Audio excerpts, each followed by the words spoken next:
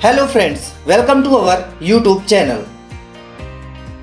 हम आशा करते हैं कि आप सभी स्वस्थ होंगे और अपना ख्याल अच्छे से रख रहे होंगे।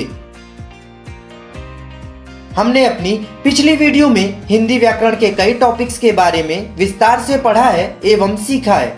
उन वीडियोस की लिंक डिस्क्रिप्शन बॉक्स में दी गई है। आप जाकर उन वीडियोस को जरूर देख लीजिए ताकि आप हिंदी व्याकरण के बारे में शुरुआत से पढ़ सकें एवं सीख सकें। आज हम इस वीडियो में क्रिया विशेषण के बारे में पढ़ेंगे। क्रिया विशेषण की परिभाषा, क्रिया विशेषण के उदाहरण एवं क्रिया विशेषण के प्रकारों के बारे में विस्तार से पढ़ेंगे एवं सीखेंगे।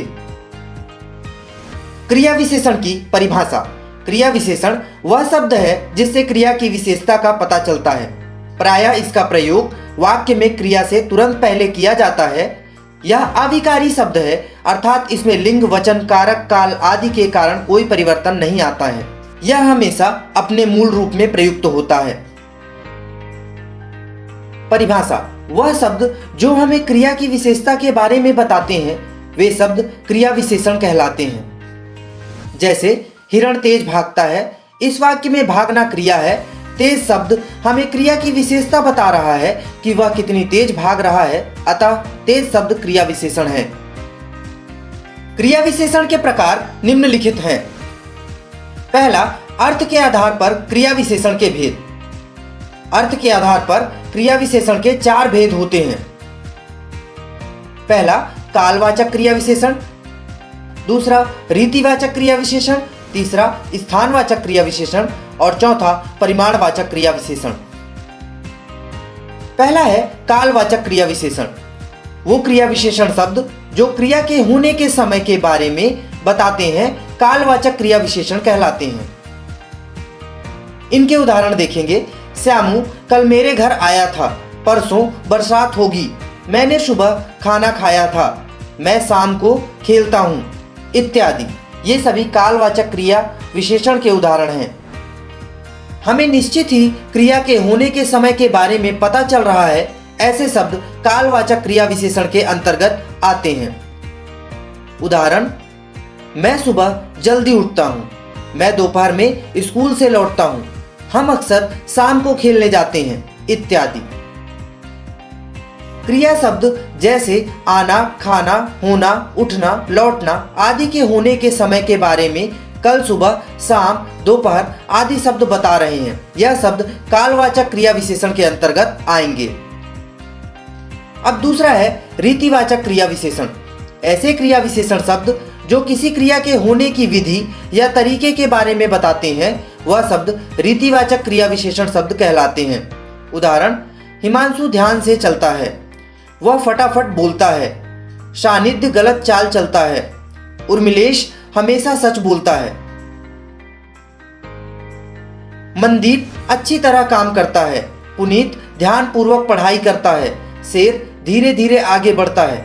यहाँ फटाफट, गलत, हमेशा, सच, अच्छी तरह, ध्यानपूर्वक, धीरे धीरे आदि शब्द खाना, चलना, बोलना आदि क्रियाओं की विशेषताएं बता रहे हैं, अतः ये शब्द रीतिवाचक क्रिया विशेषण शब्द कहलाएंगे। रीतिवाचक क्रिया विशेषण के प्रकार। पहला है निश्चयवाचक क्रिया विशेषण।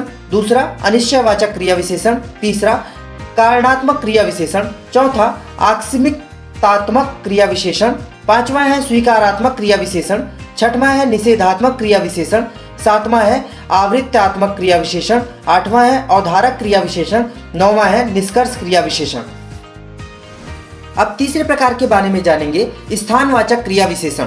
ऐसे अभिकारी शब्द जो हमें क्रियाओं के होने के स्थान का बोध कराते हैं, वे शब्द स्थानवाचक क्रिया विशेषण कहलाते हैं। उदाहरण, तुम अंदर जाकर बैठो। मैं बाहर खेलता हूं। हम छत पर सोते हैं। मैं पेड़ पर बैठा हूं। जयंत मैदान में खेल रहा है।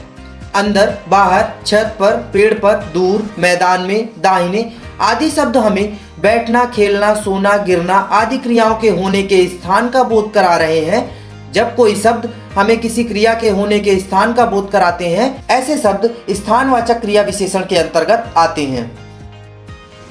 अब चौथा प्रकार है परिमाणवाचक क्रिया विशेषण। ऐसे क्रिया विशेषण शब्द जिनसे हमें क्रिया के परिमाण, संख्या या मात्रा का पता चलता है, वे शब्द परिमाणवाचक क्रिया विशेषण कहलाते हैं। उदाहरण, तुम थोड़ा अधिक खाओ, जितेश बहुत ज्यादा दौड़ता है, समद अधिक खाना खाता है, लविश उसके दोस्त से ज्यादा पढ़ता है। अभी तक तुमने पर्याप्त नींद नहीं ली।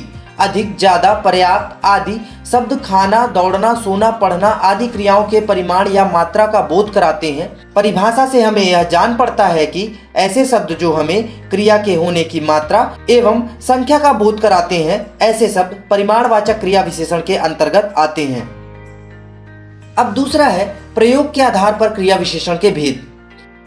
प्रयोग के आधार पर क्रिया विशेषण के 3 भेद होते हैं। पहला साधारण क्रिया विशेषण, दूसरा संयोजक क्रिया विशेषण, तीसरा अनुबद्ध क्रिया विशेषण। पहला है ऐसे क्रिया विशेषण शब्द जिनका प्रयोग वाक्य में स्वतंत्र होता है, वे शब्द साधारण क्रिया विशेषण कहलाते हैं। उदाहरण, अरे तुम कब आए, हाय यह क्या हो गया, अरे वह लड़का कहाँ चला गया, बेटा जल्दी आओ, इत्यादि। दूसरा है संयोजक क्रिया विशेषण। जिन क्रिया विशेषणों का संबंध किसी उपवाक्य से होता है, वह शब्द संयोजक क्रिया विशेषण कहलाते हैं। उदाहरण, जहां तुम अभी खड़े हो वहां घर हुआ करता था, जहां तुम जाओगे वहीं मैं जाऊंगा, यहां हम चल रहे हैं वहां वह दौड़ रहा है, इत्यादि। तीसरा है अनुबद्ध क्रिया विशेषण। ऐसे शब्द जो निश्चय के लिए कहीं भी प्रयोग कर लिए जाते हैं, वे शब्द अनुबद्ध क्रिया विशेषण कहलाते हैं। उदाहरण, यह काम तो गलत ही हुआ है, आपके आने भर की देर है, इत्यादि। अब तीसरा है रूप के आधार पर क्रिया विशेषण के भेद। रूप के आधार पर क्रिया विशेषण के 3 भेद होते हैं। पहला मूल क्रिया विशेषण, दूसरा स्थानीय क्रिया विशेषण, तीसरा यौगिक क्रिया विशेषण। पहला है मूल क्रिया विशेषण।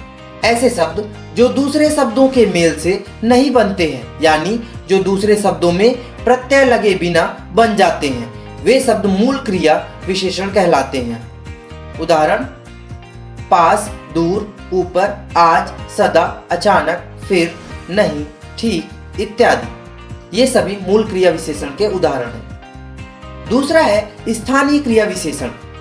ऐसे अन्य शब्द भेद जो बिना अपने रूप में बदलाव किए किसी विशेष स्थान पर आते हैं, वे स्थानीय क्रिया विशेषण कहलाते हैं। उदाहरण, वह अपना पाठ पढ़ेगा, तुम दौड़कर चलते हो, सिर, चलते आदि शब्दों के रूप में बिना बदलाव हुए ही वे विशेष स्थान पर प्रयोग किए गए हैं, अतः यह स्थानीय क्रिया विशेषण के अंतर्गत आएंगे। तीसरा है यौगिक क्रिया विशेषण। ऐसे क्रिया विशेषण जो किसी दूसरे शब्दों में प्रत्यय या पद आदि लगाने से बनते हैं, ऐसे क्रिया विशेषण यौगिक क्रिया विशेषण की श्रेणी में आते हैं। संज्ञा से यौगिक क्रिया विशेषण जैसे सवेरे, साय, आजन्म, क्रमशः, प्रेम पूर्वक, रात भर, मन से आदि। सर्वनाम से यौगिक क्रिया विशेषण जैसे यहाँ, वहाँ, अब, कब, इतना, उतना, जहाँ, जिससे आदि। विशेषण से क्रिया विशेषण जैसे चुपके, पहले, दूसरे, धीरे आदि। क्रिया से क्रिया विशेषण जैसे खाते, पीते, सोते, उठते, बैठते, जागते आदि। विशेषण और क्रिया विशेषण में अंतर। जो शब्द संज्ञा या फिर सर्वनाम की विशेषता बताते हैं, उन्हें विशेषण कहते हैं, और क्रिया विशेषण जो शब्द क्रिया की विशेषता बताते हैं, उन्हें क्रिया विशेषण कहते हैं। विशेषण का उदाहरण वह अच्छा खिलाड़ी है, और क्रिया विशेषण का उदाहरण वह अच्छा खेलता है।